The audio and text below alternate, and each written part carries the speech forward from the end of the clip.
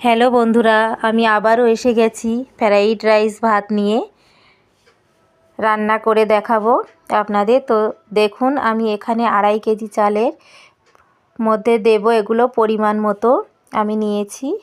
আপনারা যেরকম খান ঠিক সেরকম নেবেন, কিন্তু আমি এখানে 400 করে সব নিয়েছি। 400 বিন কড়াই, 400 ক্যাপসিকাম, 300 মটরশুঁটি ও 500 গাজর।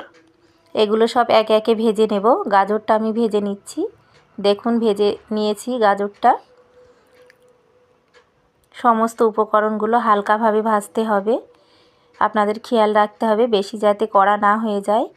এবারে আমি বিন কড়াইটা দিয়েছি, দিয়ে অল্প লবণ ছড়িয়ে এটাকেও ভেজে নিয়েছি, নিয়ে তুলে নিলাম।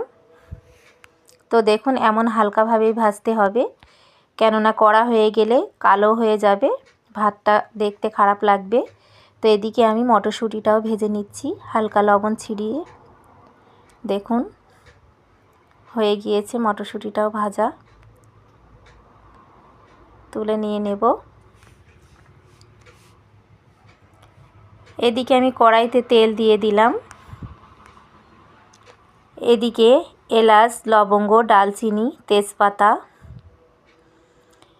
দিয়ে আমি এদিকে পানি বসিয়েছিলাম উনুনে। তো পানিটা মধ্যে আমি লবণ দিয়ে দিলাম, যতটা চাল ঠিক যেরকম স্বাদ মতো লবণ দিতে হবে। একটু লবণ বেশি পরিমাণে দিতে হবে, কেননা পানিটা ঝরে গেলে ভাতে আমার লবণটা ঠিক মতো যেন হয়।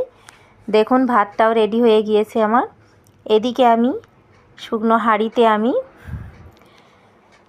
তেজপাতা, কাজু বাদাম সব কিছু, ঘি, রেপসির তেল দিয়ে ভাত দিয়ে আমি শুঁটি কড়াই, গাজর, ক্যাপসিকাম, বিন কড়াই সব ছড়িয়ে দিয়ে ভাজে ভাজে আমি আবারও ভাত দিয়ে দিলাম।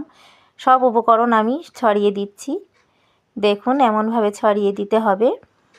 আবার স্বাদ মতো চিনি ছড়িয়ে দিতে হবে, কেননা টেস্টটা দারুণ হয়।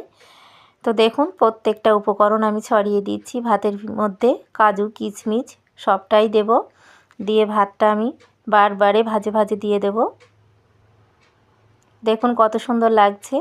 কার কার ভালো লাগে ফ্রাইড রাইস ভাত খেতে, একটু অবশ্যই কমেন্টে জানাবেন। এবারে আমি একটু ঘি, রেপসির তেল উপর থেকে একটু দিয়ে দিলাম বেশি পরিমাণে, দিয়ে আমি ঢাকনাটা দিয়ে দিলাম। দেখুন, 10 মিনিট আমি উনুনে রেখেছিলাম, গরম উনুনে রেডি হয়ে গিয়েছে। কেমন হয়েছে দেখুন। এর সঙ্গে আমার ভাজাও ছিল। দেখুন,